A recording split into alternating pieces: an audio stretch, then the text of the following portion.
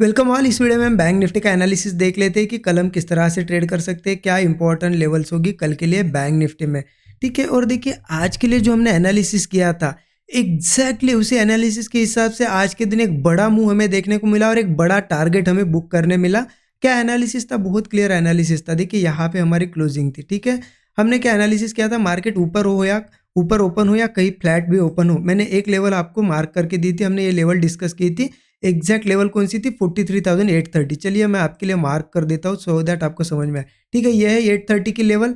और एनालिसिस क्या था कि मार्केट 830 के ऊपर जब सस्टेन करेगा तब ट्रेड लेंगे, या फिर इसके पहले मार्केट अगर कंसोलिडेट करता है तो ब्रेकआउट पे ट्रेड बनता है हमारा। ये तो आपको सिंपल सी चीज पता है। मार्केट आज यहाँ पे ओपन हुआ, सीधे नीचे आया, मतलब हमारी रेजिस्टेंस लेवल ये है 43,830। इसके नीचे आया, मार्केट ने एक बार ट्राई किया, ब्रेक नहीं कर पाया। देखिए इसके ऊपर क्लोजिंग ही नहीं की। क्लोजिंग देखिए, आप जाने की कोशिश की, नीचे आके ही क्लोज हुआ।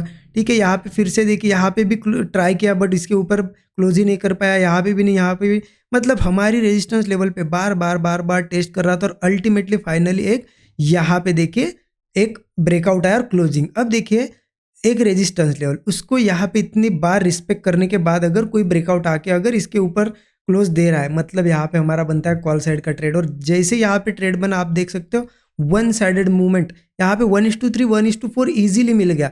अब इसके बाद लालच करने की भी कोई ज़रूरत नहीं रहती है, क्योंकि इतना देखिए, इतना टाइम स्पेंड करने के बाद अगर ब्रेकआउट आया और कंटिन्यू देखिए बड़ी बड़ी 3 कैंडल बनी है, मार्केट ऐसा कंटिन्यू जाना तो पॉसिबल नहीं। एक तो क्या करेगा, यहाँ से जैसे कि रिवर्स आया, देखिए ऐसे रिवर्स आ सकता है, या फिर यहीं पे टाइम स्पेंड करता है। दोनों केस में हमारा क्या है, नुकसान ही है। अगर यहाँ पे आपने कोई चीज़ 100 पे ली, अगर यहाँ पे वो 200 दिखा रही है और उसके बाद आपको पता है कि थोड़ा नीचे जा रहा है, तो बुक करना ही सही होता है, क्योंकि यहाँ तक रिस्क रिवार्ड मिल गया अच्छा खासा 1:3 1:4। अब यहाँ एक तो टाइम स्पेंड करेगा तो प्रीमियम डीके होगा या फिर नीचे आएगा। ठीक है, तो यहाँ ट्रेड बुक करना बनता था क्योंकि वन साइडेड मूव आया। अब देखिए ये इतना क्रिस्टल क्लियर ट्रेड था, ये लेवल इतनी exact dot to dot level हमने निकाली थी। तो मैं यही एक्सपेक्टेशन करूंगा कि जितने लोगों ने देखा वीडियो, तो पूरे 100% लोगों ने आज के दिन प्रॉफिट बनाया होगा बैंक निफ्टी में। अगर इतना सटीक चीज़ें बताने के बाद भी अगर गलती करते हो तो उसको आपको इम्प्रूव करने की ज़रूरत है। ठीक है, ओके। अब देखिए, अगर देखिए ये आपने अगर सही में ट्रेड लिया होगा और अच्छा टारगेट आपने प्लान किया होगा, तो पहले तो लाइक कर दीजिए वीडियो को। कमेंट में ज़रूर बताइएगा एनालिसिस से आपको अगर थोड़ी सी भी हेल्प मिली होगी तो। ठीक है, अब देखते हैं कि कल कैसे ट्रेड करना है। ठीक है, देखिए एक्सपायरी आपको पता है मंथली एक्सपायरी है, इसलिए हमारी एक्सपायरी थर्सडे को होगी बैंक निफ्टी की।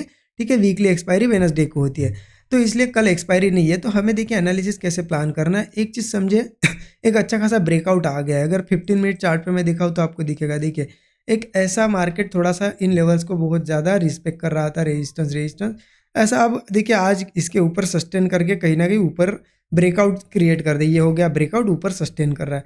अब देखिए ऐसी केस में ब्रेकआउट तो आ गया है। अब किसी केस में क्या करता है ना मार्केट, ये रेयर केस हो जाती है, सबसे जो होगा नहीं उसको पहले डिस्कस करते हैं, क्योंकि गैप डाउन की पॉसिबिलिटी कम है ना। गैप अप हो गया, ब्रेकआउट आ गया, गैप डाउन की पॉसिबिलिटी कम है, इसलिए पहले गैप डाउन का ही देख लेते हैं। चलो इनकेस हो भी जाता है गैप डाउन, तो मैं आपको सपोर्ट लेवल बताता हूँ। देखिए नीचे अगर थोड़ा बहुत इस स्विंग के भी नीचे ओपन होता है तो एक है 43,790 की लेवल, एक सपोर्ट लेवल है। और इसके नीचे आता है तो एक आ जाती है 680 की लेवल। ठीक है, 680 की लेवल, ये दोनों लेवल क्या है ना, एक सपोर्ट की तरह रिएक्ट करी। किसी केस में चलो गैप डाउन हो भी जाता है तो 43,790 लेवल या फिर 43,860, इन दोनों लेवल पे मार्केट अगर मिलता है, यहाँ मिले या ज़्यादा गैप डाउन हो यहाँ मिले, यहाँ पे होल्ड करके या कोई ब्रेकआउट मिलता है या कोई डबल बॉटम, मतलब बुलिश मूव दिखता है, आपको सपोर्ट लेता है, कॉल साइड का ट्रेड प्लान कर सकते हैं हम। स्टॉप लॉस 40 से 50 पॉइंट का होगा। टारगेट कितना रखना है? 1:2 1:3 आप रख सकते हो, सफिशिएंट है। जितना आप रिस्क ले रहे हो उससे 3 गुना प्रॉफिट मिल रहा है, और क्या चाहिए। ठीक है, ओके, ये तो हो गई बात। गैप डाउन होता है तो देखिए फ्लैट वगैरह ओपन होता है या फिर छोटा मोटा फ्लैट ओपन होता है, एक अच्छी चीज़ हो जाएगी। कंटिन्यू मूव आया है, थोड़ा बहुत रिट्रेस करता है तो बहुत अच्छा है। रिट्रेस करने के बाद कहीं से कोई ब्रेकआउट मिलता है, बहुत क्लियरली हम कॉल साइड का ट्रेड ले सकते हैं, क्योंकि ऊपर अब एक लेवल टेस्ट करने को जा सकता है मार्केट, जो कि है 44,080 के लेवल 80 लेवल। ये लेवल एक पेंडिंग लेवल है। अब क्या करेगा मार्केट, यहाँ पे थोड़ा रिट्रेस करने के बाद ब्रेकआउट दे, या फिर यहीं पे कहीं मार्केट फ्लैट ओपन हो या गैप अप हो इस लेवल के ऊपर, मतलब इस रेजिस्टेंस के ऊपर ऊपर, और मार्केट होल्ड करने के बाद कोई ब्रेकआउट दे, जरूर हम कॉल ले सकते हैं। यहाँ तक का टारगेट होगा हमारा 44,080 तक का, ये लेवल एक रेजिस्टेंस है। ठीक है, क्लियर है।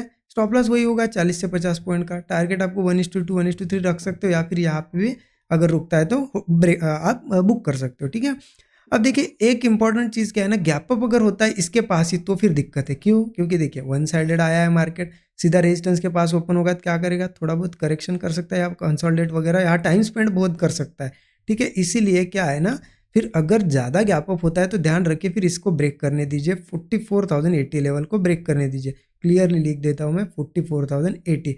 तो फिर गैप अप वगैरह होता है या फिर इस यहाँ पे भी ओपन होता है तो इसके ऊपर मार्केट को जाने दीजिए, सस्टेन करने दीजिए, फिर कोई नया ब्रेकआउट तो बनाएगा मार्केट, तब ट्रेड लेंगे कॉल साइड का। ठीक है, 40 से 50 पॉइंट के स्टॉप लॉस के साथ। टारगेट कितना होगा, फिर ऊपर का रेजिस्टेंस आ जाता है 44,160 और एक आ जाता है 44,300। ठीक है, मैं मार्क करके देता हूँ, देखिए ये 44,160 का एक रेजिस्टेंस है और इसके ऊपर जाता है तो फिर 44,300 का एक आ जाता है, लगभग ये मिटा देता हूँ, ये लिख लेना आप 44,300। ठीक है, ये है रेजिस्टेंस। ध्यान रखना इसके ऊपर सस्टेन करेगा तो यहाँ तक जाएगा, और चलो किसी केस में बहुत बड़ा गैप अप हुआ, आज भी जैसा गैप अप हुआ 44,160 के ऊपर भी होता है तो ध्यान रखो इसके ऊपर सस्टेन करने दो, ब्रेकआउट आने दो, यहाँ तक का टारगेट मिलेगा 44,300 तक का।